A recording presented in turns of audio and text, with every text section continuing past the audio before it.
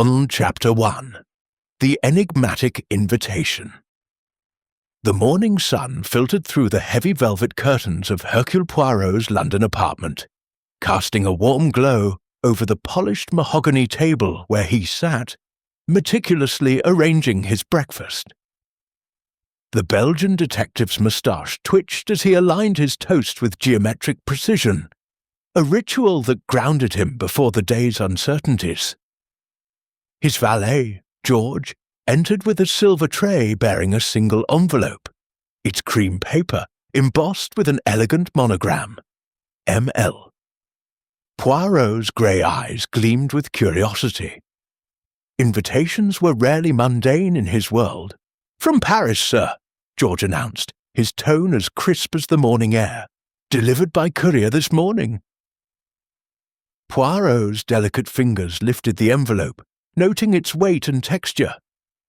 The scent of lavender lingered faintly, suggesting a feminine hand, yet the monogram hinted at something more professional.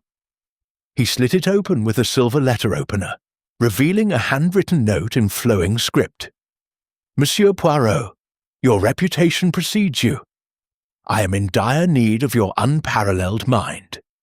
A matter of great delicacy has arisen at my atelier in Paris. Discretion is paramount, and time is fleeting. Please join me at Maison l'Évêque, Rue de la Paix, by tomorrow evening. Yours in distress, Marguerite l'Évêque." Poirot's lips curled slightly.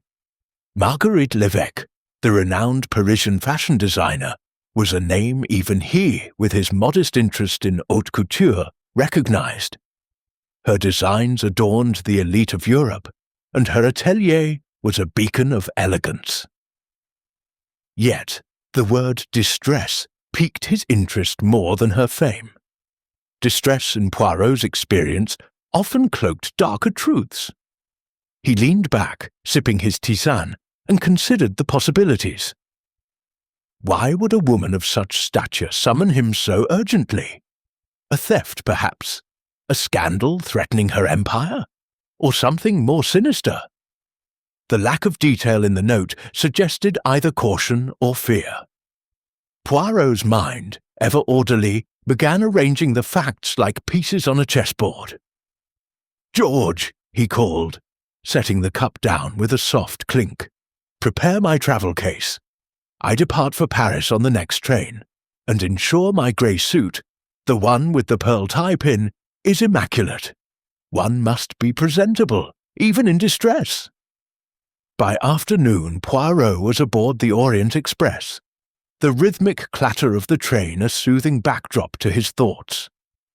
The journey to Paris was swift, but his mind was swifter, turning over the sparse details of the invitation. Marguerite l'Évêque's atelier, Maison l'Évêque, was no ordinary establishment. It was a crucible of ambition, where artists, seamstresses and models vied for prominence. Such places, Poirot knew, were breeding grounds for jealousy, betrayal, and secrets. As the train crossed the French countryside, Poirot reviewed the note again, his eyes lingering on the phrase, "great delicacy." A lesser mind might dismiss it as melodrama, but Poirot sensed an undercurrent of genuine alarm. He recalled a recent article in Le Figaro mentioning Maison l'Évêque's upcoming collection, a spectacle expected to redefine Parisian fashion. Could the distress be tied to this event? A sabotaged design? A rival's interference? Or, as his instincts whispered, something far graver? The train pulled into Gare du Nord as dusk settled over Paris, the city's lights twinkling like stars against the velvet sky. Poirot, impeccably dressed, stepped onto the platform, his cane tapping lightly. A chauffeur awaited, holding a sign with his name in neat script. The man, young and nervous, ushered Poirot into a sleek black Citroën, muttering only that Madame l'Évêque awaited him urgently. The drive to Rue de la Paix was brief, but revealing. The streets buzzed with the energy of Paris at night, cafes spilling laughter, couples strolling arm in arm. Yet, as they neared Maison l'Evêque, the atmosphere shifted. The atelier's grand facade, adorned with gilded lettering, loomed like a silent sentinel. Its windows were dark, save for a single light flickering on the top floor. Poirot's keen eyes noted the details. A shutter slightly ajar, a faint smudge on the brass doorknob, and the absence of the usual bustle one might expect from a fashion house on the eve of a major event. The chauffeur led him through a side entrance, up a narrow staircase, and into a private office where Marguerite l'Evêque stood, her silhouette framed against a window overlooking the city. "Monsieur Poirot," she said, her voice trembling yet refined. "Thank you for coming. I fear I have invited you into a nightmare." Her face, though beautiful, was pale, her eyes shadowed with worry. She gestured to a chair, but Poirot remained standing, his gaze sweeping the room. A mannequin stood in the corner, draped in an unfinished gown of sapphire silk. Its head was missing. Poirot's moustache twitched. "Madame," he said softly, "tell me everything." Chapter 2. Shadows in the Atelier. Hercule Poirot stood in the dimly lit office of Maison l'Evêque, his sharp eyes fixed on the headless mannequin in the corner. The sapphire silk gown draped over it shimmered faintly, but the absence of its head cast an eerie pall over the room. Marguerite l'Evêque, her composure fraying like a poorly stitched seam, paced before the window, her hands twisting a lace handkerchief. The air was heavy with the scent of lavender and something less tangible. Fear, perhaps, or deception. "Madame l'Evêque," Poirot began, his voice calm yet commanding. "You must recount precisely what has occurred. Omit nothing, for even the smallest detail may be the thread that unravels this mystery." Marguerite halted, her dark eyes meeting his. "It began 3 days ago," she said, her voice low. "We were preparing for the grand unveiling of my autumn collection. The atelier was a hive of activity, seamstresses, models, my assistant Marcel. Then, one morning, I arrived to find that." She gestured toward the mannequin, her hand trembling. "Its head was gone, and with it, my centerpiece design." Poirot's moustache twitched as he stepped closer to the mannequin, his cane tapping softly on the polished floor. The gown was exquisite, its intricate embroidery suggesting hours of meticulous work. Yet, the missing head was no mere act of vandalism. It felt deliberate, symbolic. "Was anything else disturbed?" he asked, his gaze sweeping the room. "Yes," Marguerite whispered. "A note was left, pinned to the gown. It said, 'Beauty without a face is no beauty at all.' I thought it a cruel jest at first, but then other things happened. Tools went missing, fabrics were slashed, and yesterday one of my models, Claire, swore she saw someone lurking in the workroom after hours." Poirot's mind catalogued each detail, arranging them like pieces of a mosaic. "This Claire," he said, "she is reliable. And who else has access to this atelier after hours?" Marguerite hesitated, her lips tightening. "Claire is young, impressionable, but honest. As for access, only my inner circle. Marcel, my assistant, Vivienne, my head seamstress, and Julien, my financial backer. The models and junior staff leave by 7. The building is locked thereafter." Poirot nodded, his fingers brushing the edge of the mannequin's gown. The fabric was cool, flawless, save for a faint crease near the collar, as if something heavy had pressed against it. "And this note," he pressed, "you have it still?" Marguerite retrieved a small box from her desk, producing a crumpled slip of paper. The words, scrawled in black ink, matched her description. Poirot studied the handwriting, bold, angular, with a slight tremor. Not the work of a steady hand, he noted, but one driven by emotion. He slipped the note into his pocket, his expression unreadable. "Show me the workroom," he said, his tone leaving no room for delay. Marguerite led him down a spiral staircase to the heart of the atelier, a cavernous space filled with bolts of fabric, sewing machines, and mannequins in various states of dress. The air hummed with the faint clatter of a distant sewing machine, though the room was empty. Poirot's eyes darted to the shadows, noting the high windows, the cluttered tables, and a door at the far end, slightly ajar. "This is where Claire saw the figure," Marguerite said, pointing to a corner shrouded in darkness. She was fetching thread late in the evening and nearly screamed when she saw it. "A tall silhouette," she said, moving quickly. Poirot approached the corner, his cane probing the floor. A faint scuff mark marred the wood, barely visible but fresh. "And the slashed fabrics?" he asked, turning to Marguerite. She gestured to a nearby table, where a pile of silk and velvet lay in ruins, their edges frayed as if attacked with a blade. Poirot knelt, inspecting the cuts. They were precise, not random, suggesting intent. "These were not the work of an amateur," he murmured. "Someone knew exactly what they were destroying." As he rose, a faint sound, a soft creak, came from the direction of the open door. Marguerite gasped, but Poirot raised a hand, silencing her.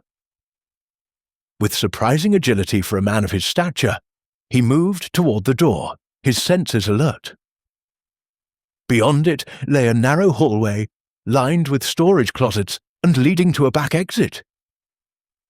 The creak came again, followed by the unmistakable sound of footsteps retreating.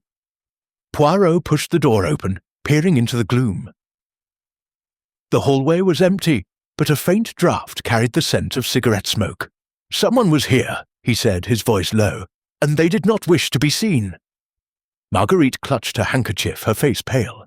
"Monsieur Poirot, what does it mean? Who would do this?" Poirot's eyes gleamed. "It means, madame, that your atelier harbours secrets, and someone who wishes them to remain hidden. But fear not, Hercule Poirot will bring them to light." Chapter 3. The Headless Discovery. The back hallway of Maison l'Évêque stretched into obscurity, the faint echo of retreating footsteps fading into silence. Hercule Poirot, his small frame taut with alertness, paused at the threshold, his grey cells whirring like the gears of a finely tuned clock. The scent of cigarette smoke hung in the air, acrid and recent, mingling with the pervasive aroma of fabric dyes and starch. Marguerite l'Évêque stood behind him, her breath coming in shallow gasps, her elegant poise shattered by the intrusion. "Monsieur Poirot," she whispered urgently, "should we call the police? This is madness." Poirot raised a gloved hand, silencing her. "Non, madame.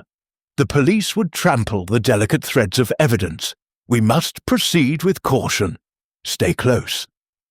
With his cane leading the way, Poirot advanced down the hallway, his eyes scanning every inch.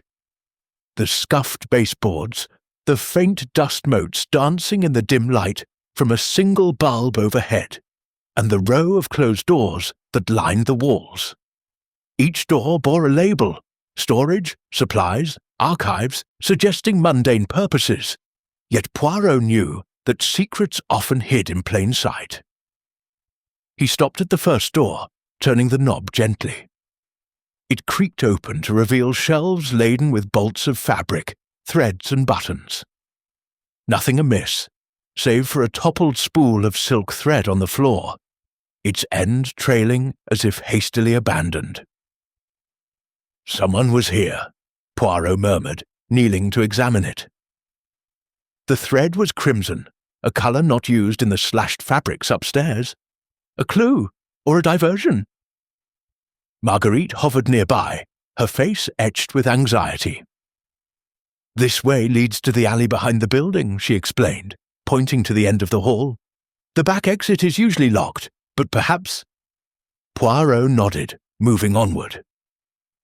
As they approached the exit, a soft thud echoed from behind one of the doors marked Archives. Poirot's moustache quivered. He gestured for Marguerite to step back, and, with surprising deftness, flung the door open. The room was a repository of Maison Lévesque's history. Stacks of yellowed sketches, dusty ledgers, and forgotten mannequins propped against the walls. But in the centre, illuminated by a sliver of moonlight from a high window, lay a gruesome sight. A mannequin head, eerily lifelike with painted features and a wig of auburn curls, stared up from the floor. It had been severed cleanly, but what chilled Poirot was the red mark around its neck, like a garroter's bruise. "Mon Dieu!" Marguerite exclaimed, covering her mouth. "That's the head from my centerpiece mannequin, but why here? And that mark?" Poirot approached cautiously, his cane prodding the floor around the head. "This is no accident, madame. This mark is deliberate, painted on with care. And look." He pointed to a small envelope tucked beneath the head, partially concealed. With gloved fingers, he extracted it. The envelope was unsealed, and inside was another note, scrawled in the same angular hand as before. "The head falls first. The body will follow." Marguerite swayed, steadying herself against the doorframe. "What does it mean? Is this a threat against me?" Poirot's eyes narrowed. "Perhaps, or against your empire, but let us examine further." He inspected the head closely, noting the craftsmanship. It was custom-made, with features that vaguely resembled Marguerite herself. High cheekbones, arched brows, a personal touch, or a pointed mockery. As he turned the head, something rattled inside. Poirot's interest piqued. With delicate precision, he pried open a hidden seam at the base of the neck, revealing a small compartment. Inside lay a tiny key, engraved with the letter L, and a folded scrap of paper. Unfolding it, Poirot read aloud, "The truth is stitched in the seams. Seek the forgotten design." Marguerite gasped. "That's my handwriting from years ago. But how?" Before she could elaborate, a noise from the hallway snapped their attention. Footsteps again, this time approaching.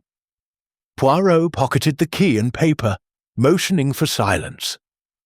The door to the archives swung wider, and a figure emerged from the shadows. A young man dishevelled, with ink-stained fingers and wide eyes. "Madame Lévesque!" he cried. "I heard noises. Is everything all right?" It was Marcel, her assistant, his face pale under the dim light. He glanced at the headless discovery, his expression a mix of shock and something Poirot couldn't quite place. Guilt? "Marcel," Marguerite said, her voice steadying. "What are you doing here so late?" "I was working on the sketches for the collection," he replied quickly. "I must have dozed off. Then I heard footsteps." Poirot studied him intently. Marcel's shirt was rumpled, a faint smudge of red, paint on his cuff matching the mark on the mannequin head. "Monsieur Marcel," Poirot said smoothly, "you have been most diligent. But tell me, have you seen anyone else tonight?" Marcel shook his head vigorously. "No, monsieur. Just shadows, perhaps?" Poirot smiled faintly. "Shadows, indeed. We shall see what light reveals." As Marcel helped Marguerite compose herself, Poirot's mind raced. The discovery of the head, the hidden compartment, the cryptic message, all pointed to a deeper puzzle. Was Marcel involved, or merely a pawn? And what of the forgotten design? The night had yielded clues, but the enigma of the headless mannequin was far from solved. Back in the office, Poirot laid out the findings. "Madame, this key, does it open something in your possession?" Marguerite thought for a moment. My private safe, perhaps? It's in the atelier's vault, where I keep sensitive documents. Then we must investigate at once, Poirot declared. But as they moved to leave, a distant siren wailed, and the weight of impending danger settled over them like a shroud. Chapter 4. Poirot's arrival in Paris. Hercule Poirot stepped off the Orient Express at Gare du Nord, the crisp Parisian air greeting him like an old friend. The station buzzed with travellers, their voices a symphony of French, English, and a dozen other tongues. Yet Poirot's focus remained sharp, his mind already dissecting the enigma of Marguerite Levesque's urgent summons. His grey suit was impeccable, the pearl tie-pin glinting under the station's chandeliers. His cane tapped rhythmically as he navigated the crowd, his small frame belying the formidable intellect within. The chauffeur awaiting him, a nervous young man with a pinched face, held a sign bearing Poirot's name. Without a word, he led Poirot to a sleek black Citroën parked outside. The drive to Rue de la Paix was swift, the city unfolding in a blur of elegant boulevards and twinkling lights. Poirot noted the details. The chauffeur's white-knuckled grip on the wheel, the faint tremor in his voice when he confirmed their destination. Something was amiss, and Poirot's instincts, honed by years of unravelling human deceit, prickled. Maison Levesque's grand façade loomed as they arrived, its gilded lettering catching the last rays of dusk. The atelier was quieter than Poirot expected, its windows dark save for a single glow on the top floor. The chauffeur ushered him through a side entrance, up a narrow staircase, and into Marguerite's private office. The woman herself stood by the window, her silhouette framed against the Parisian skyline. Her beauty was striking, but her eyes betrayed sleepless nights and unspoken fears. "Monsieur Poirot," she said, her voice a mix of relief and urgency, "you are here at last. I feared you might not come." Poirot inclined his head, his moustache twitching. "Madame, when Hercule Poirot is summoned, he does not delay. Now tell me, of this a matter of great delicacy?" Marguerite hesitated, her fingers tightening around a lace handkerchief. "It began with small disruptions," she said. "Misplaced tools, torn sketches. Tuesday, August 12th, 2025 sketches. Then, 3 days ago, I found my centerpiece mannequin, headless, with a note pinned to its gown. Beauty without a face is no beauty at all.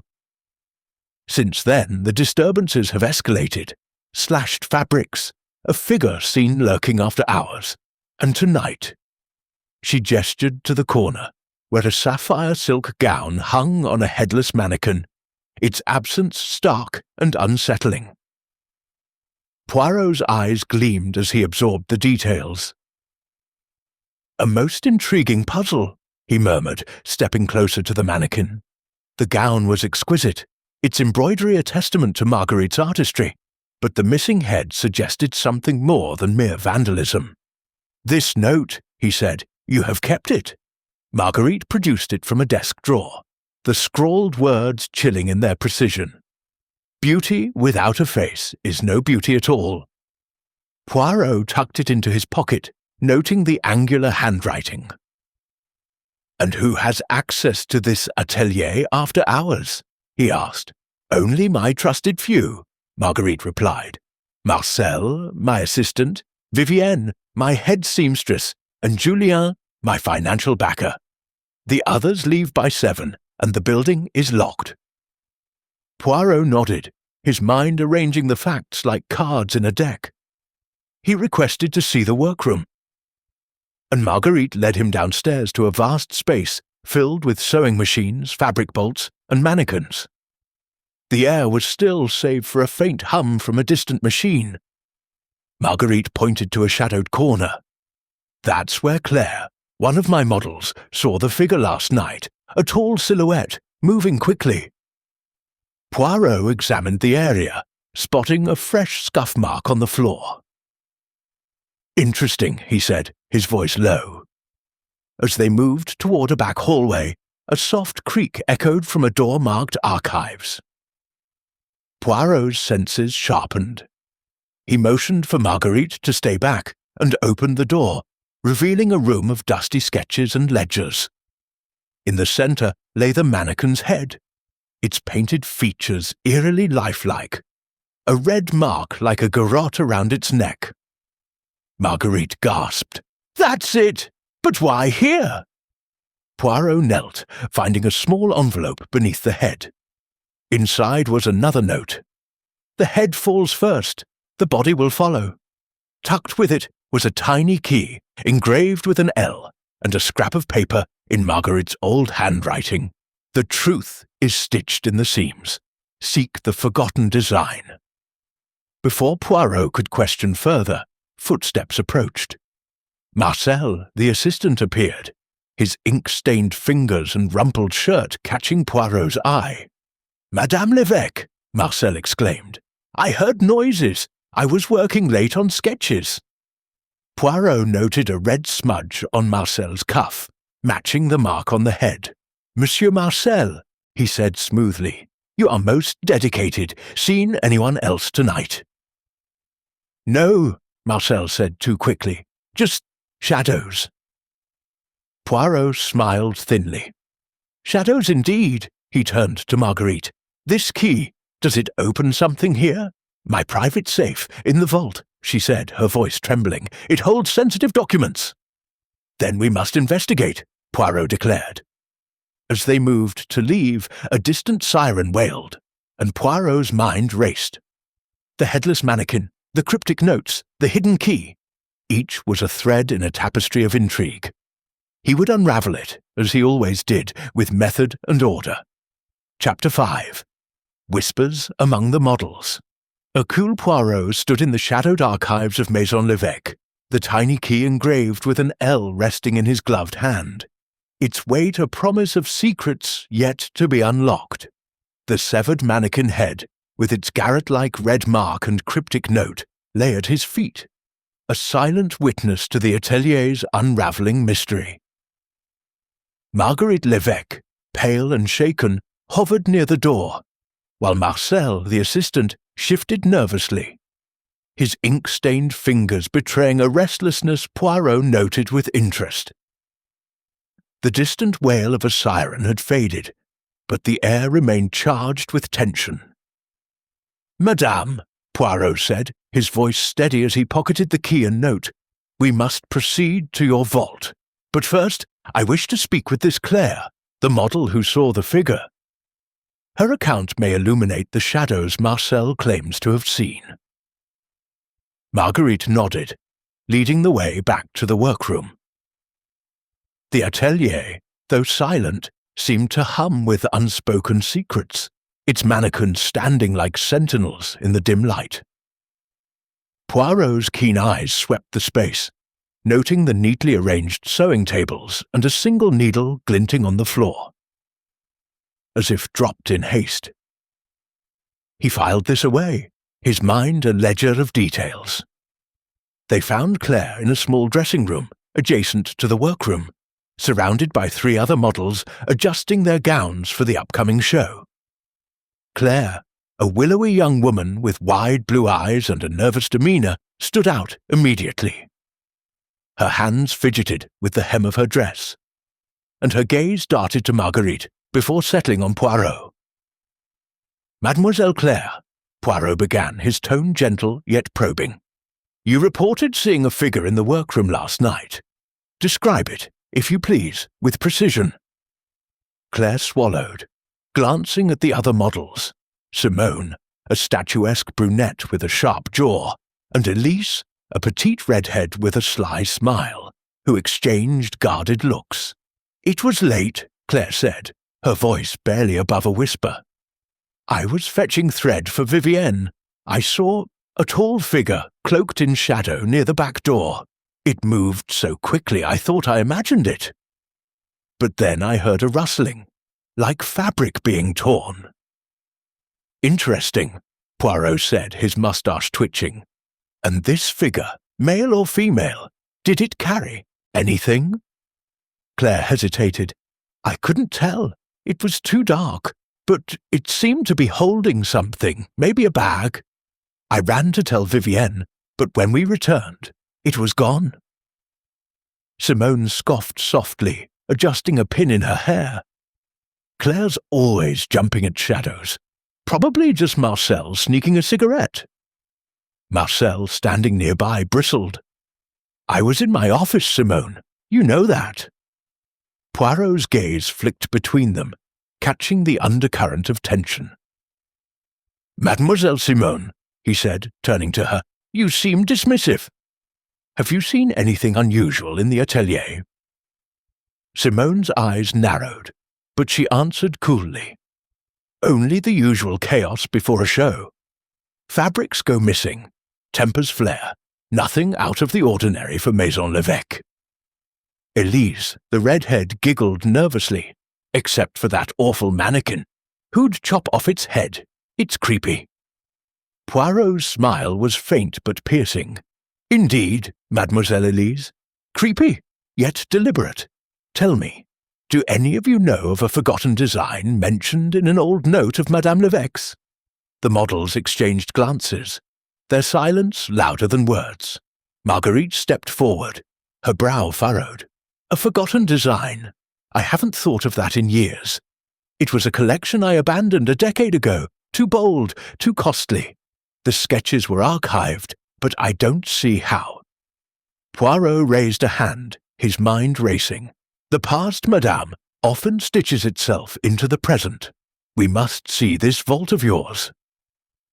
They proceeded to a heavy iron door at the far end of the workroom, hidden behind a tapestry. Marguerite produced a master key, but Poirot stopped her, holding up the small L key. Let us try this first, he said, inserting it into the lock. It turned with a soft click, and the door swung open, revealing a small chamber lined with shelves. A safe sat in the corner, its dial gleaming. Marguerite gasped.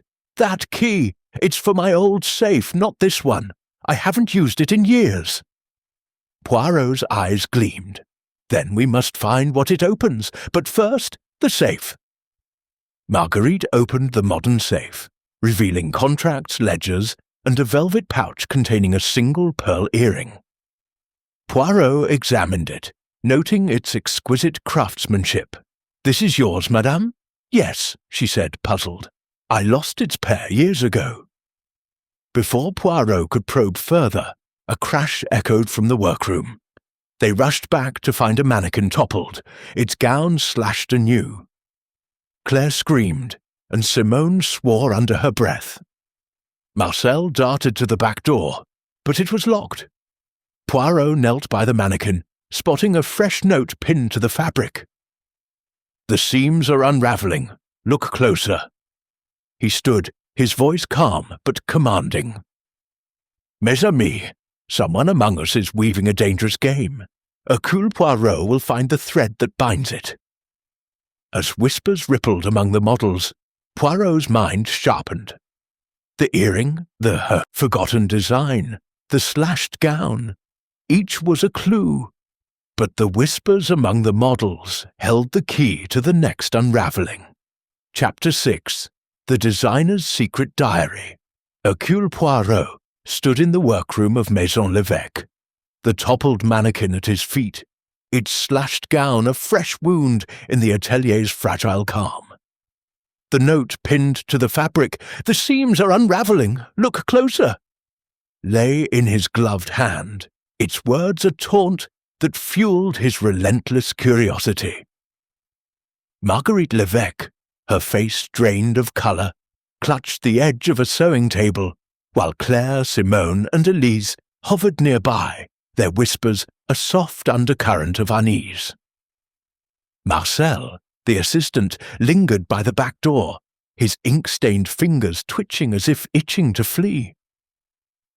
Monsieur Poirot, Marguerite said, her voice trembling, this is madness. Who would do this? And why now, with the collection's unveiling so close? Poirot's grey eyes gleamed, his moustache twitching as he folded the note into his pocket. Madame, the why is always tethered to the who. The key we found, the forgotten design, this earring, these are threads of a pattern. We must follow them. He turned to the group. And we begin with the forgotten design. Madame, you mentioned sketches archived from years ago. Where are they kept? Marguerite hesitated, then pointed to the archives room where the mannequin head had been found. In there, in locked cabinets, but they're old, irrelevant. I abandoned that collection after personal difficulties. Poirot's gaze sharpened. Personal difficulties, madame? These are often the stitches that hold a mystery together. Lead the way. They returned to the archives, a dusty chamber of forgotten dreams.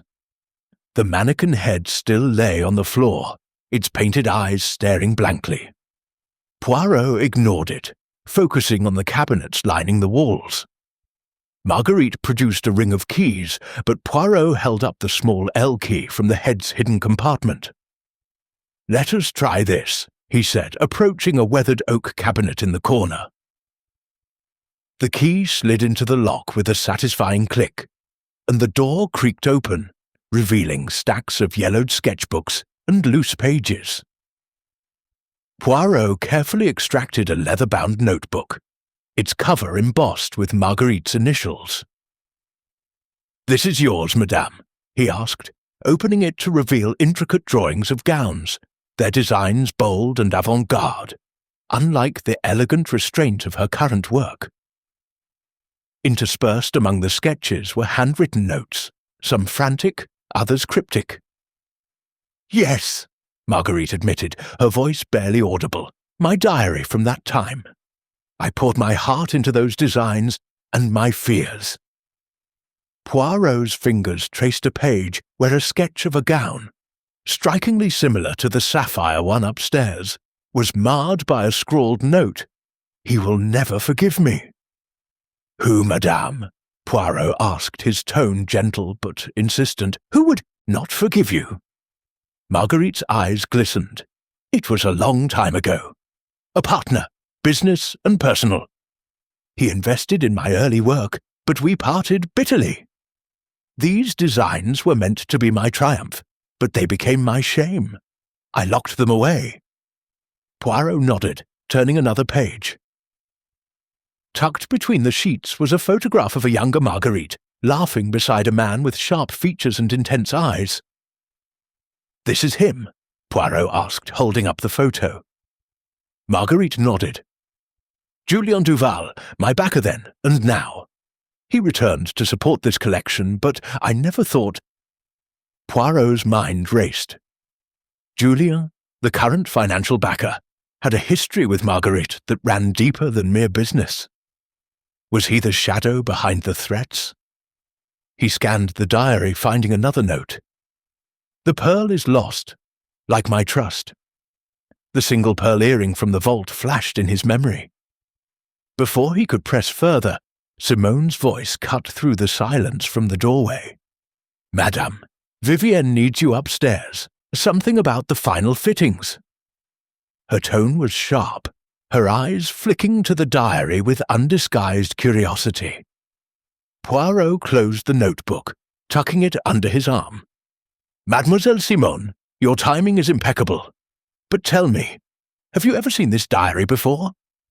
Simone's lips tightened. "No, monsieur. Old sketches don't interest me. I care about the show." Poirot smiled thinly. "Of course, yet old wounds often bleed anew." He turned to Marguerite.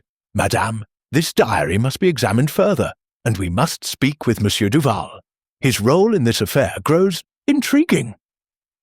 As they returned to the workroom, Poirot noticed Elise whispering to Claire, their heads bent close. Marcel, meanwhile, busied himself rearranging fabric bolts, his movements jerky. The air was thick with suspicion, each glance a potential clue. Poirot's gaze fell on a sewing table, where a pair of scissors gleamed, their blades flecked with red paint, the same shade as the mark on the mannequin head. "Curieux," Poirot murmured, lifting the scissors. "This paint is fresh. Someone here is careless, or deliberate." Marguerite gasped. "Those are Vivienne's. She's meticulous. She'd never leave them like that." Poirot's eyes narrowed. "Then we must ask Mademoiselle Vivienne about her tools and her secrets." As they moved toward the fitting room, a faint rustle came from the shadows near the back door. Poirot spun, but the space was empty, save for a single crimson thread on the floor, identical to the one he'd found in the storage room. The diary, the earring, the paint, each was a stitch in a tapestry of betrayal. Poirot's mind wove them together, sensing the pattern was close to revealing itself. But as the group dispersed, he knew the next clue would demand even greater care to uncover. Chapter 7. Clues in the Fabric. Hercule Poirot stood in the bustling workroom of Maison l'Évêque, leather-bound diary tucked securely under his arm, its pages a silent testament to Marguerite's buried past. The crimson thread he'd found near the back door lay pinched between his gloved fingers, its vibrant hue matching the spool he'd seen in the storage room.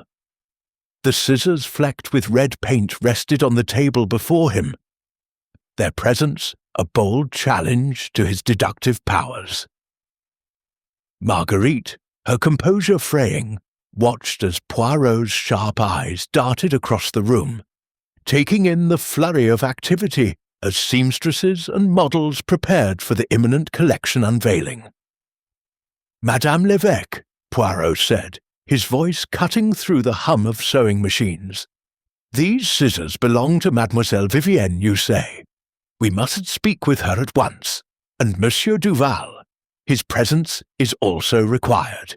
The threads of this mystery are woven tightly, and I intend to unravel them." Marguerite nodded, dispatching Marcel to fetch Vivienne and Julien. Poirot's gaze lingered on the crimson thread, its texture identical to the one found earlier. He approached a nearby bolt of crimson silk, running his fingers along its edge. The fabric was pristine, but a faint irregularity caught his eye. A single stitch, slightly off, as if added in haste. He leaned closer, noting a tiny embroidered symbol in the hem, a small L entwined with a rose. "Curieux?" Poirot murmured, his moustache twitching. "This symbol, madame, it is significant to you." Marguerite's eyes widened as she examined it. "That's from my old collection, the forgotten one. I used that mark on every piece, but this fabric is new, cut for the upcoming show. How could it be here?" Before Poirot could respond, Vivienne entered, her stern features softened by fatigue. The head seamstress, a woman in her late 40s with a no-nonsense air, carried herself with the precision of her craft. "Madame, you called for me?" she asked, her gaze flicking to the scissors on the table. Poirot held them up, the red paint glinting under the workroom's lights. "Mademoiselle Vivienne, these are yours, no? Can you explain the paint?" Vivienne's lips tightened. "I left them out yesterday, monsieur. The paint, I don't know. I use red thread often, but paint, never. Someone must have tampered with them." Poirot's eyes narrowed, catching the faint tremor in her voice. "And this crimson fabric," he said, gesturing to the bolt. "You worked on it recently." "Yes," Vivienne admitted. "It's for the centerpiece gown. I finished the hem yesterday." Poirot pointed to the embroidered L and rose. "And this symbol, you added it." Vivienne paled. "No, monsieur, that's impossible. I would never. It's Madame's old mark." The room grew tense as Julien Duval arrived, his sharp features and intense eyes matching the photograph in Marguerite's diary. He exuded confidence, but Poirot noted a flicker of unease as he glanced at the gathered group. "Marguerite, what's this about?" Julien asked, his tone clipped. Poirot stepped forward, holding up the crimson thread. "Monsieur Duval, you are familiar with Madame Lévesque's old designs, oui? This thread, this symbol, they belong to a past you shared. Tell me, what do you know of the forgotten design?" Julien's jaw tightened. "That was a lifetime ago, Monsieur Poirot. A failed venture. Marguerite abandoned it, and I moved on. Why dredge it up now?" "Because," Poirot said, his voice low and deliberate, "someone has not moved on. The headless mannequin, the notes, the slashed fabrics, all point to that abandoned past. And you, monsieur, are a thread in this tapestry." Julien's eyes flashed, but before he could retort, Claire's voice broke the silence from the corner. "I saw that symbol before," she blurted, then clapped a hand over her mouth, her eyes wide with fear. Poirot turned, his gaze piercing. "Where, Mademoiselle Claire?"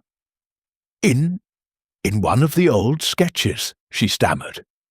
"I was helping Marcel clean the archives last week, and I saw a drawing with that mark. It was hidden in a folder, labelled obsolete." Poirot's mind raced, connecting the crimson thread, the embroidered symbol, and the diary's cryptic notes. "Mademoiselle Vivienne," he said, turning back to the seamstress, "you worked for Madame during that time, no? Did you ever see this symbol used elsewhere?" Vivienne hesitated, then nodded slowly. "Once, on a private commission for a client who disappeared after a dispute with Madame. I thought it was forgotten." Poirot's moustache quivered. "Disappeared, you say? This is most illuminating." He turned to Marguerite. "Madam, we must return to the archives. This obsolete folder may hold the key to our mystery." As they moved toward the archives, Poirot noticed Simone lingering near a sewing machine, her fingers brushing a scrap of crimson fabric. Her eyes met his, and she quickly looked away. Poirot filed this away, his mind weaving the clues together. The diary, the earring, the symbol, and now a vanished client. The fabric of the mystery was intricate, but a pattern was emerging. In the archives, Claire pointed to a dusty folder tucked behind a stack of ledgers.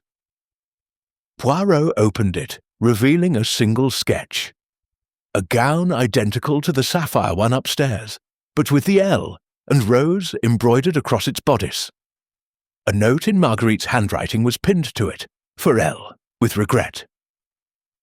"Madame," Poirot said softly, "who was this L?" Marguerite's voice was barely a whisper. "A client and a friend. She vanished after I refused her demands. I thought it was over." Poirot's eyes gleamed. "It is never over, madame, until Hercule Poirot says it is."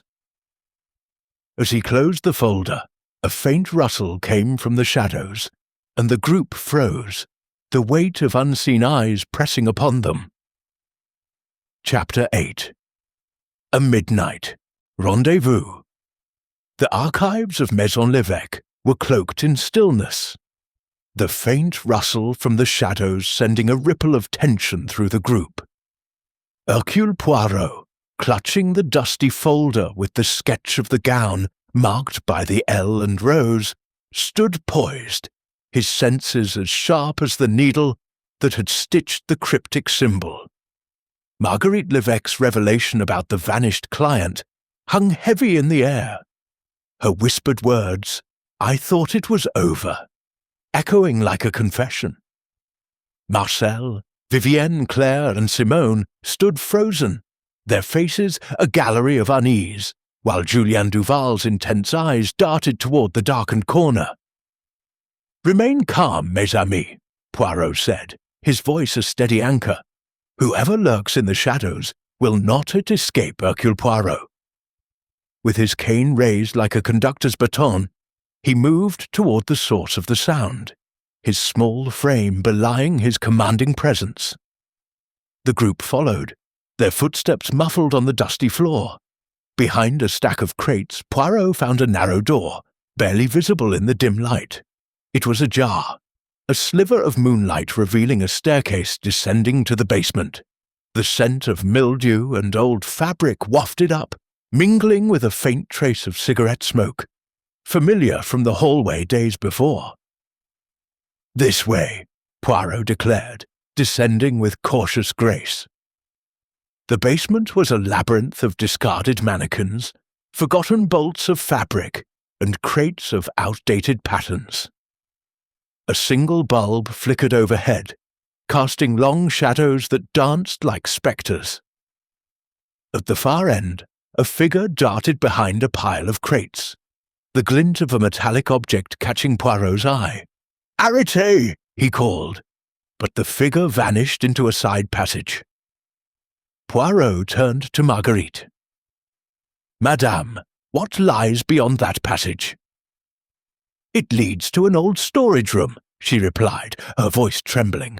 "We haven't used it in years. It's where I stored the remnants of the forgotten collection." Poirot's moustache twitched. "Then we have found our rendezvous." He led the group forward, his cane probing the floor for clues. A scrap of crimson fabric caught on a crate's edge confirmed his suspicions. This was no random hiding place. The passage opened into a small, cluttered room, its walls lined with shelves of faded sketches and fabric swatches. In the center stood a locked chest, its surface etched with the same L and rose symbol. "The key," Poirot said, producing the small L key from his pocket. He inserted it into the chest's lock, and with a soft click, it opened, revealing a trove of items, sketches of the forgotten collection, a pair of gloves stained with red paint, and a single letter sealed with wax. Poirot broke the seal, reading aloud, "You cannot bury the past, Marguerite. It will rise." Marguerite gasped, clutching Julien's arm. "That's her handwriting, Lillian's, the client I wronged." Julien's face darkened. "Lillian is gone, Marguerite. You're imagining things." Poirot's eyes gleamed. "No, Monsieur Duval. The past is very much alive." He examined the gloves, noting their size, too small for a man's hands. "These belong to a woman," he said, glancing at Vivian and the models. "One of you, perhaps, has been weaving this tapestry of threats." Vivian bristled.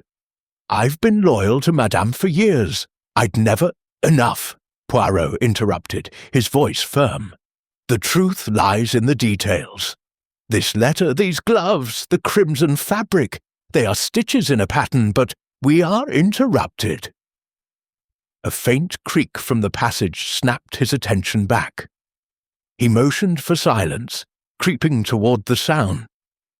In the shadows, Claire stood, her hands trembling as she held a small flashlight. I followed you," she stammered.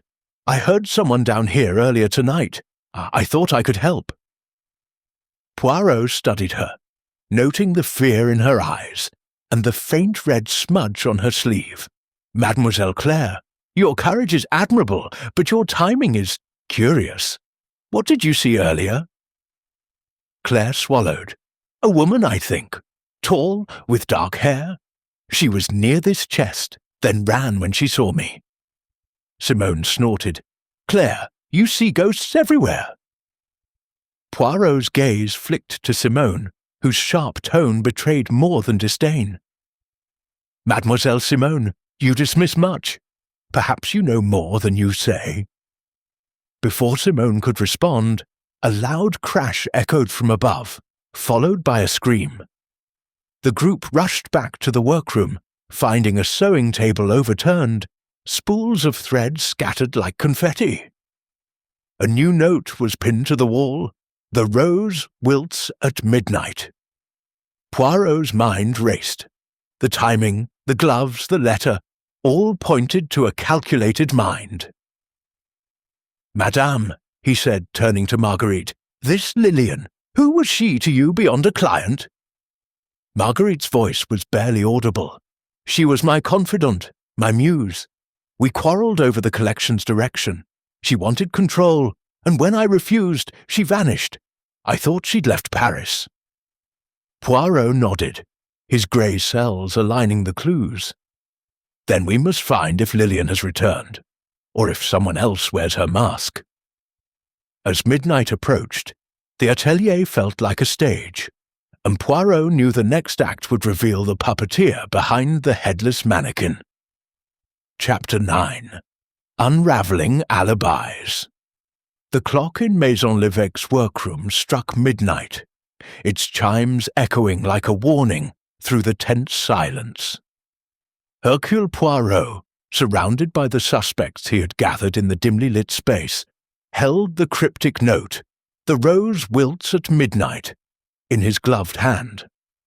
The atelier's mannequins loomed like silent jurors, their headless forms a grim reminder of the puzzle's core. Marguerite Lévesque sat at a sewing table, her face pale, while Julien Duval paced nearby, his sharp eyes avoiding hers. Vivienne, Marcel, Claire, Simone and Elise formed an uneasy circle, each shifting under Poirot's piercing gaze. "Mes amis," Poirot began, his voice calm yet authoritative. "The hour of truth has arrived. This note suggests a culmination, but Hercule Poirot will not wait for the rose to wilt. We shall unravel your alibis now, thread by thread, to reveal the hand that wields the scissors of sabotage." He turned first to Julien Duval, whose history with Marguerite made him a prime suspect. "Monsieur Duval, where were you 3 nights ago, when the mannequin was first decapitated?" Julien stopped pacing, his jaw set. "In my office, reviewing finances for the collection. Alone, but I have records, ledgers stamped with the time." Poirot's moustache twitched. "Records can be forged, monsieur. And you knew of Lillian's disappearance. Did you aid her vanishing, or perhaps orchestrate her return?" Julien's face flushed. "Lillian was a troublemaker. She demanded royalties from the forgotten designs, threatened scandal. Marguerite handled it. I only provided support. I've no reason to sabotage now." Poirot nodded, filing away the admission. He shifted to Vivienne, the loyal seamstress whose scissors bore red paint. "Mademoiselle Vivienne, you claim loyalty, yet your tools were used in the vandalism. Where were you that night?" Vivienne straightened, her hands clasped tightly. "In my quarters above the atelier, monsieur. I retired early with a headache. No one can vouch for me, but I've served Madame faithfully for 15 years. Why would I betray her now?" "Because," Poirot suggested softly, "you stitched those forgotten designs. Perhaps Lillian promised you something, recognition, payment, that Marguerite denied." Vivienne's eyes widened. "Lillian? She was kind to me once, but gone. I heard rumours she fled to London after the quarrel." Poirot's interest piqued. "London, you say? Interesting. We shall return to that." He moved to Marcel, the assistant with ink-stained fingers and a rumpled demeanour. "Monsieur Marcel, you were working late, on sketches. But your cuff bore red paint, and you were near the archives when the head was discovered. Your alibi?" Marcel fidgeted, wiping sweat from his brow. "I was in my office, as I said. I stepped out for a cigarette in the alley, alone, but I swear I saw no one." Poirot leaned forward. "A cigarette, monsieur. The smoke I smelled in the hallway. But why hide? And this red paint. Did you mark the mannequin head?" "No," Marcel protested. I spilled paint earlier, working on a set design. It's nothing." Poirot hummed thoughtfully, turning to the models. Claire, the nervous one with wide eyes, trembled under his scrutiny.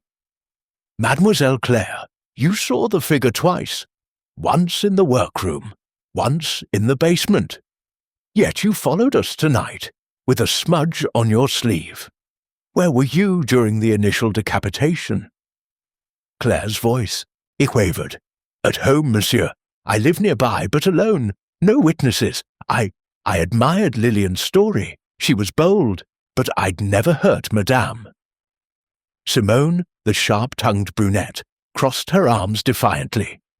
"This is ridiculous. Claire's always snooping. As for me, I was at a café with Elise, gossiping about the show." Elise nodded vigorously. "Yes, Le Chat Noir. The waiter can confirm. We left late." Poirot's eyes narrowed. "A shared alibi. Convenient. But Mademoiselle Simone, you dismissed Claire's sightings, and your fingers brushed crimson fabric earlier. Did you embroider the symbol?" Simone scoffed. "I know nothing of old designs. I'm here for the runway, not history." Poirot paced slowly, his cane tapping a rhythm. "Each alibi is a thread, some strong, some frayed, but let us examine the gloves from the chest. Small, feminine, not yours, Monsieur Duval or Marcel." He held them up, noting a faint monogram inside. "L.R." Marguerite gasped. "Lillian Rose, that was her full name." The room erupted in murmurs. Poirot silenced them. "These gloves suggest Lillian's hand in this. But is she alive, pulling strings, or does someone impersonate her?" He produced the letter from the chest. "This handwriting matches the notes, but look, the ink is fresh, not aged, forged perhaps." Vivian stepped forward.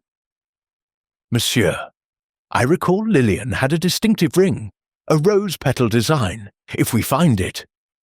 Before she could finish, a door creaked open upstairs, footsteps descending. The group tensed as a shadowed figure emerged, tall, with dark hair cloaked in a cape. Claire whispered, "That's her, the figure I saw." The intruder stepped into the light. A woman strikingly similar to Marguerite in her youth, her eyes blazing. "You've unravelled much, Monsieur Poirot," she said, her voice laced with bitterness. "But not all." Marguerite rose, shock etching her features. "Lillian, you're alive?" Lillian's lips curled.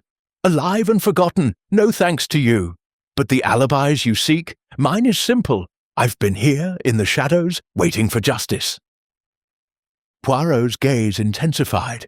"Mademoiselle Rose, your return is timely, but is this sabotage yours alone?" Lillian laughed coldly. "Come now, detective, unravel that yourself." As she spoke, Marcel bolted toward the back door, but Julian grabbed him. Chaos ensued, alibis crumbling like poorly sewn seams. Poirot raised his voice. "Order! The night reveals much, but dawn will bring clarity." As the group subdued Marcel, Poirot's mind whirred. Lillian's appearance tied threads, but loose ends remained. The puzzle deepened, alibis unraveling into a web of deceit. Chapter 10. The Mannequin's Hidden Compartment. The workroom of Maison Levesque crackled with tension, the midnight air thick with the weight of Lillian Rose's sudden appearance. Hercule Poirot stood at the centre, his sharp eyes fixed on the woman who had emerged from the shadows, her features a haunting echo of Marguerite Levesque's youth. Marguerite herself was frozen, her hands clutching the edge of a sewing table, while Julien Duval restrained a struggling Marcel, whose attempt to flee had only deepened Poirot's suspicions. Vivienne, Claire, Simone, and Elise watched in stunned silence, the mannequins around them casting eerie silhouettes in the dim light. "Mademoiselle Rose," Poirot said, his voice calm but commanding, "your return is a revelation, but it raises more threads to untangle. You claim justice, yet the sabotage, the headless mannequin, the notes, the slashed fabrics, suggests a conspiracy. Speak plainly. Are you alone in this?" Lillian's lips curled into a bitter smile, her eyes glinting with defiance. You think you've caught the spider, Monsieur Poirot, but the web is wider. I've been watching, yes, but I'm not the only one stitching this chaos. Poirot's moustache twitched, his mind cataloguing her words. He turned to the group, his cane tapping softly. Mes amis, we have alibis, motives, and now a ghost from the past. But let us return to the centerpiece of this drama, the mannequin itself. He approached the sapphire-gowned mannequin, its headless form a silent accusation. This figure has spoken to us before, no? With its hidden compartment in the head. Perhaps the body holds secrets too. He knelt, his gloved fingers probing the mannequin's torso, where the gown's intricate embroidery concealed a faint seam. With delicate precision, he pressed along the seam, and a soft click echoed. A panel, cleverly disguised, sprang open in the mannequin's side, revealing a small cavity. Inside lay a folded letter, a vial of red paint, and a single rose petal, wilted but unmistakably fresh. Marguerite gasped, stepping forward. Another compartment! I had no idea. Poirot extracted the letter, unfolding it carefully. The handwriting matched the previous notes. The rose blooms in darkness, but its thorns draw blood. He held up the vial, its contents glinting. This paint matches the mark on the head and Vivian's scissors. And this petal, freshly cut. Someone has been busy tonight. Lillian's eyes narrowed, but she remained silent. Poirot turned to Marcel, still pinned by Julien. Monsieur Marcel, your flight suggests guilt. Did you place these items here? Or perhaps you, Mademoiselle Rose, with your intimate knowledge of this atelier? Marcel shook his head frantically. I didn't. I swear, I only found the head by accident. I was in the archives, yes, but I didn't touch the mannequin. Julien tightened his grip. He's lying, Poirot. He's been sneaking around, hiding things. I saw him with a sketchbook last week, one from the old collection. Poirot's gaze shifted to Claire, whose trembling hands betrayed her nerves. Mademoiselle Claire, you saw a figure in the basement. Was it Mademoiselle, Rose, or another? Claire's voice wavered. I'm not sure now. It was dark, but the figure was tall, like her. She glanced at Lillian, then away. Simone scoffed, crossing her arms. Claire's useless. She's been poking into everything, probably stirring this up herself. Poirot raised a hand, silencing her. Enough. The compartment reveals much, but not all. Mademoiselle Vivienne, you crafted this mannequin, no? Did you know of its secrets? Vivienne's stern face softened with unease. I oversaw its construction, yes, but the compartments were added later. Marguerite requested them for storage, she said. Marguerite shook her head. Not by me.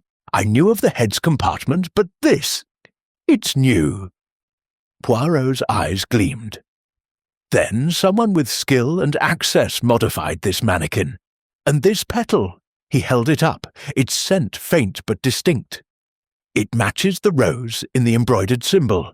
A signature, perhaps? Lillian spoke at last, her voice low. You're clever, Poirot. That petal is mine, a reminder of what Marguerite took from me.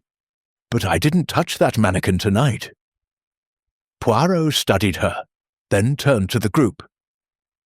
We have a web of deceit. Lillian's grudge, Marcel's flight, Julien's past, Vivian's tools, and the model's whispers. But the letter? He reread it silently, noting a faint watermark. A rose entwined with an L. This paper is from the atelier's stock, used for official correspondence. Only someone with access could use it. A sudden noise, a soft thud from the back hallway, interrupted him. Poirot moved swiftly, cane in hand, leading the group to the source. A crate had fallen, spilling fabric scraps. Among them, a swatch of crimson silk with the L and rose symbol.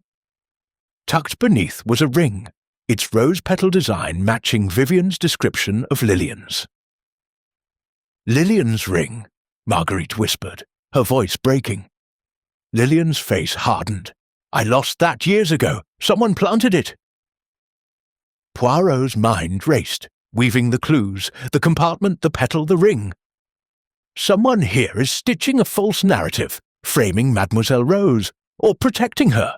We must search this atelier thoroughly. The truth is hidden, but not beyond Hercule Poirot's reach. As the group dispersed to search, Poirot lingered by the mannequin, his fingers tracing the hidden panel. The puzzle was tightening, but one thread remained loose. Who had access to both the mannequin and Lillian's past? The answer, he sensed, was closer than ever. Chapter 11. Pursuit through the foggy streets. The workroom of Maison Levesque buzzed with nervous energy as Hercule Poirot orchestrated a search, his sharp eyes darting from the mannequin's hidden compartment to the scattered fabric scraps and Lillian's rose-petal ring. The group, Marguerite Levesque, Julien Duval, Vivienne, Marcel, Claire, Simone, and Elise, complied uneasily, there, hands sifting through crates and shelves under Poirot's watchful gaze. The crimson silk swatch with the L and rose symbol, found beneath the fallen crate, lay on a table beside the ring, each item a stitch in the tightening web of deceit. Lillian Rose, her presence a shock to all, stood defiantly, her eyes locked on Marguerite with a mixture of pain and resolve. "Monsieur Poirot," Marguerite said, her voice strained, "this ring, these notes, they point to Lillian. But why now? After all these years?" Poirot's moustache twitched, his mind arranging the clues like a seamstress pinning fabric. "Madame, the past is a stubborn thread. It frays but does not break. Someone has woven Lillian's return into this sabotage, but whether she is the weaver or the woven remains to be seen." He held up the ring, its rose design glinting. "This was planted, Mademoiselle Rose claims. We must find who benefits from her shadow."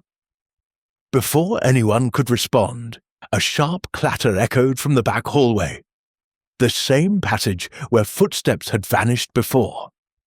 Poirot's senses sharpened. "Vite!" he commanded, moving swiftly despite his small stature, cane tapping urgently. The group hesitated, but he waved them back. "Remain here. Hercule Poirot pursues alone."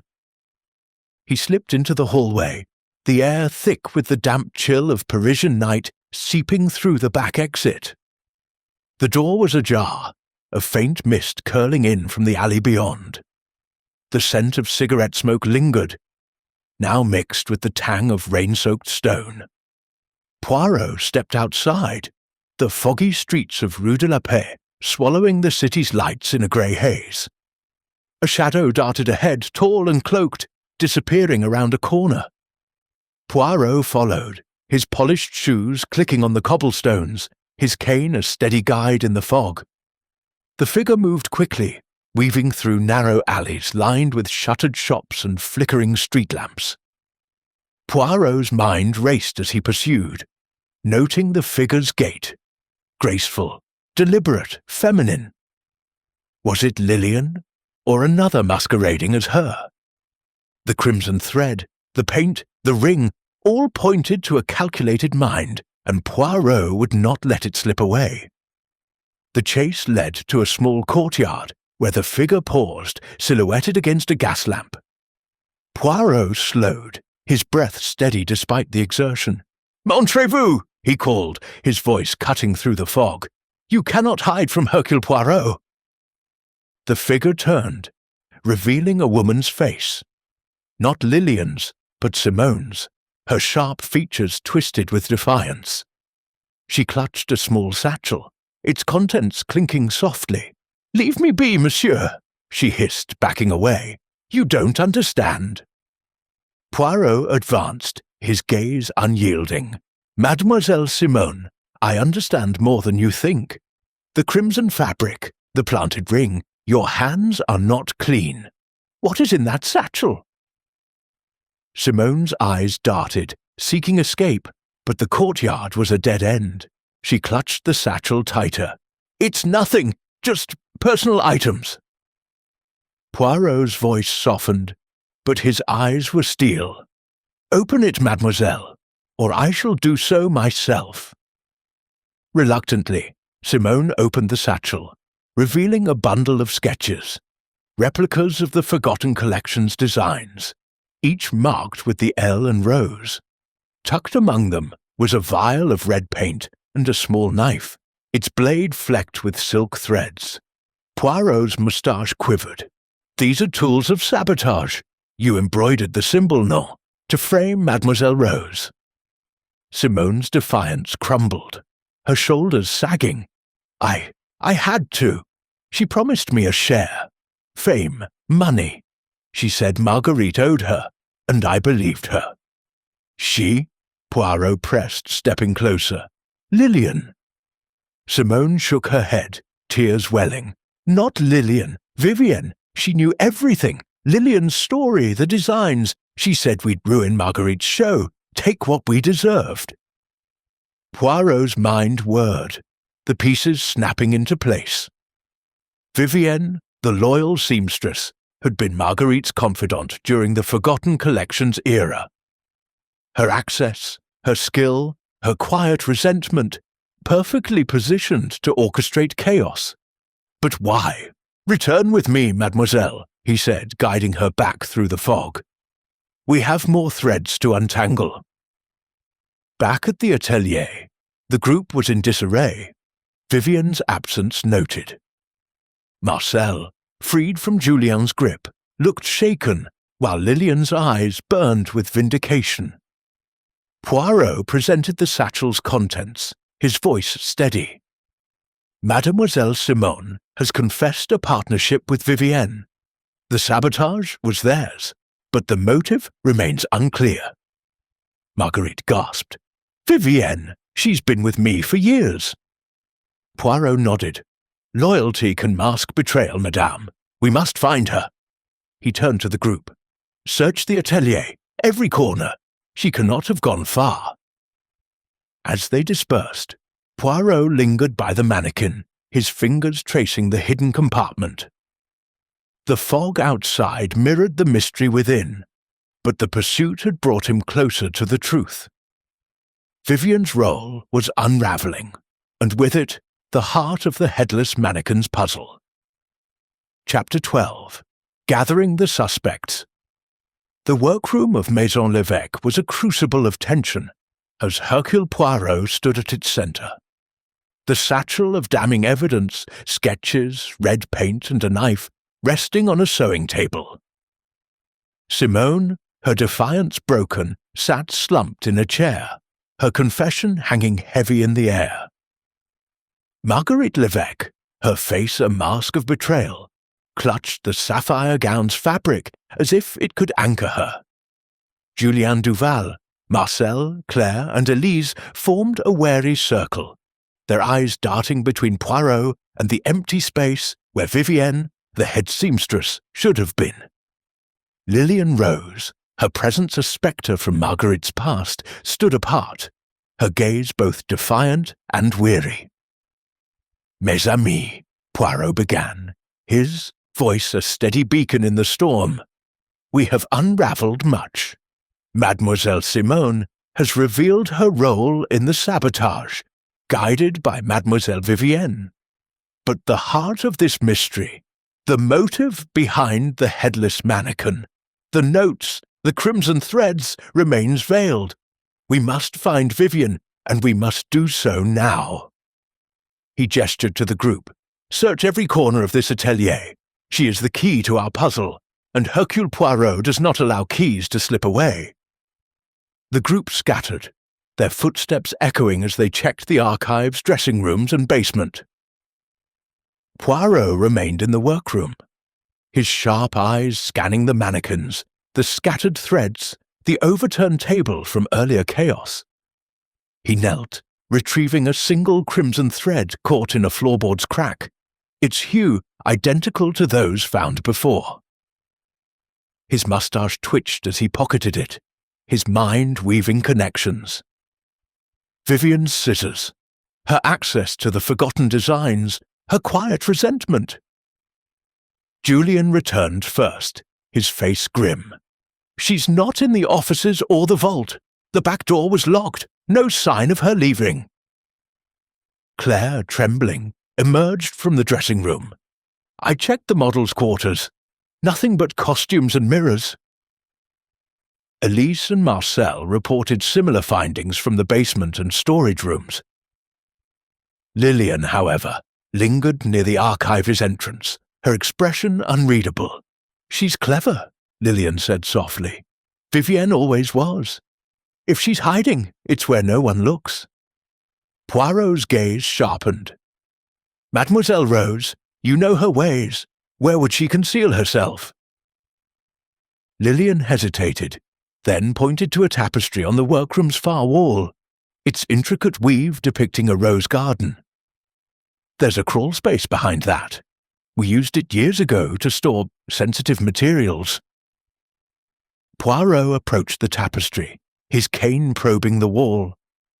A faint hollow sound confirmed Lillian's claim.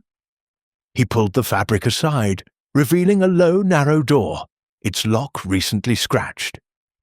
The L key, still in his pocket, fit perfectly.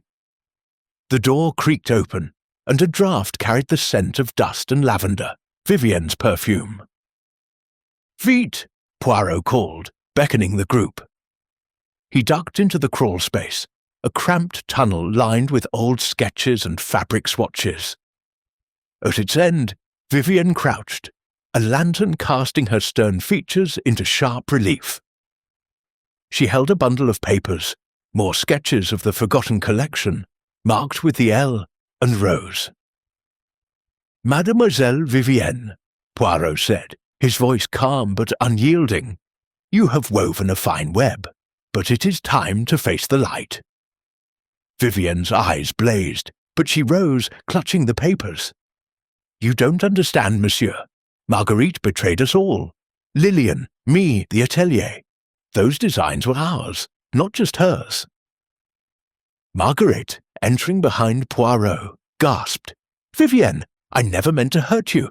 Lillian demanded too much. I had to protect the atelier." Vivienne laughed bitterly. "Protect it? You buried our work, our dreams. I kept those sketches, waited for my chance. When Lillian returned, I saw my opportunity to ruin your precious show." Poirot stepped forward, his cane pointing to the papers. "And the Headless Mannequin? The notes? Your handiwork with Mademoiselle Simone's aid?" Vivienne nodded, unrepentant. "Simone wanted fame. I gave her purpose.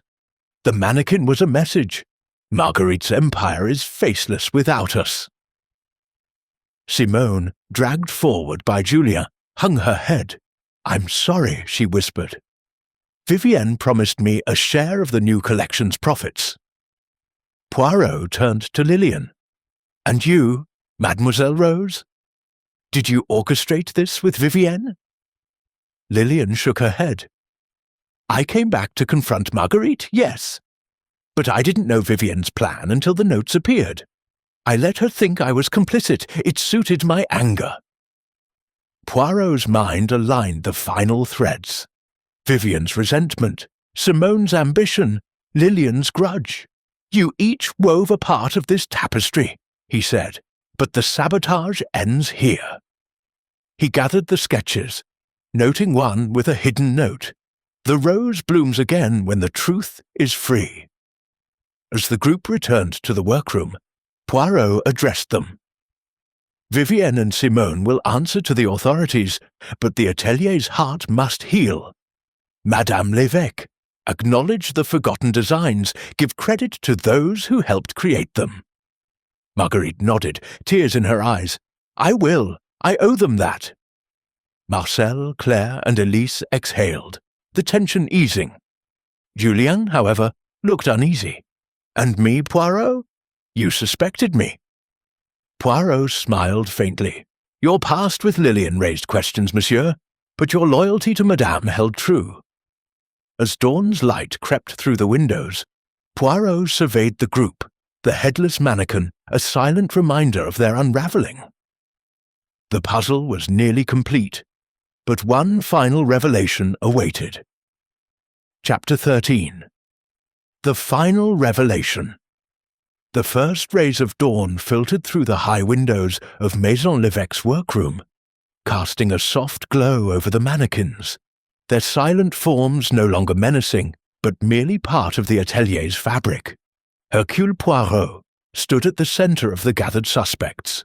Marguerite Levesque, Julien Duval, Marcel, Claire, Simone, Élise, Vivienne, and Lillian Rose, each face etched with a mix of relief, guilt, and anticipation. The sapphire gown on the headless mannequin shimmered, its hidden compartment and the crimson threads now pieces of a nearly completed puzzle. Vivienne's confession, Simone's complicity, and Lillian's return had unravelled much, but Poirot's grey cells hummed with the certainty that one final thread remained loose. "Mes amis," Poirot began, his voice resonant in the quiet room, "we have woven a complex tapestry, sabotage, betrayal, and a past that refused to stay buried. Mademoiselle Vivienne and Mademoiselle Simone have admitted their roles in the headless mannequin's mystery.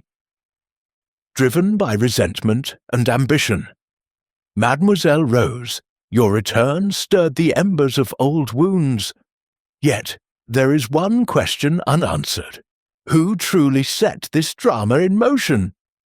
He paced slowly, his cane tapping a deliberate rhythm, his eyes scanning each face. The notes, the paint, the crimson threads, all pointed to Lillian's past, but their execution was too precise, too intimate to the atelier's workings. Vivienne, you claimed to act for justice, yet your tools were used before Lillian's return. Simone, you followed orders, but whose? Vivienne, her stern features softened by defeat, shook her head. "It was my plan, monsieur. I found the old sketches, saw Lillian's return as a chance to expose Marguerite's betrayal." Poirot raised a hand, silencing her. "Non, mademoiselle. You are skilled, but not the mastermind." The note's handwriting, though forged to mimic Lillian's, carried a tremor, a sign of hesitation. "Your hands are steady, your stitches flawless. And the ring, planted to incriminate Lillian, it was too convenient." He turned to Marcel, whose ink-stained fingers fidgeted nervously. "Monsieur Marcel, you have been curiously silent. Your alibi, working late, a cigarette in the alley, crumbles under scrutiny. The red paint on your cuff, the sketches you helped Claire find in the archives, your flight when Lillian appeared. You knew more than you claimed." Marcel's eyes widened, his voice hoarse. "I told you, I was just enough." Poirot's voice cut like a blade. "You were in the archives, yes, but not by chance. You found the forgotten designs, recognized their value. You planted the ring, used Vivienne's scissors, and forged the notes to stir chaos, hoping to destabilize Marguerite's empire. Why? Because you, too, were wronged in the past." Marguerite gasped, stepping forward. "Marcel, but you've been loyal." Poirot's gaze softened but remained unrelenting. "Madame, loyalty can mask ambition. Marcel was your apprentice during the Forgotten Collection, no? A young designer, full of promise, whose ideas were overshadowed by Lillian's demands and your decisions. He saw a chance to reclaim his place by ruining your show and selling the old designs as his own." Marcel's shoulders slumped, his defiance crumbling. "I deserved credit," he muttered. "Those designs, I worked on them too. When Lillian returned, I saw my chance. I convinced Vivienne to help, told her it was for justice. Simone was easy, she wanted fame." Vivienne's face hardened. "You used me, Marcel?" Poirot nodded. "He used you all, weaving your grudges into his scheme. The headless mannequin was his flourish, a symbol of a faceless creator stripped of recognition. The crimson thread, the L and rose, they were your signatures, madame, but Marcel's obsession. He produced the final note from the mannequin's compartment. The rose blooms in darkness, but its thorns draw blood. This was Marcel's warning, a promise of his own rise, but he underestimated Hercule Poirot. Lillian stepped forward, her voice steady. I came to confront Marguerite, not to destroy her. Marcel's plan twisted my pain into something uglier. Marguerite's eyes glistened. I wronged you all, Lillian, Vivian, Marcel. I buried those designs to save the atelier, but I buried your dreams too. Poirot's moustache twitched with approval. Madame, your admission is the first stitch of repair. The authorities will deal with Marcel and his accomplices, but you must honor the past. Revive the forgotten collection. Give credit to those who shaped it. As the police arrived, summoned by Julien, Marcel was led away, his head bowed. Vivian and Simone faced their own reckoning, their roles secondary but culpable. Lillian lingered, her bitterness softened. I'll stay for the show, she said to Marguerite. Let's make it right. The atelier buzzed with a new energy as dawn broke fully. The mannequins no longer threats but canvases for redemption. Poirot adjusted his tie, satisfied. The puzzle is solved, mes amis. The head is restored, not to the mannequin, but to the heart of Maison l'Évêque. As he stepped into the Parisian morning, the fog lifting to reveal a clear sky, Poirot knew the atelier would weave a new story, one of truth, not sabotage. The final revelation had brought order to chaos, as only Hercule Poirot could.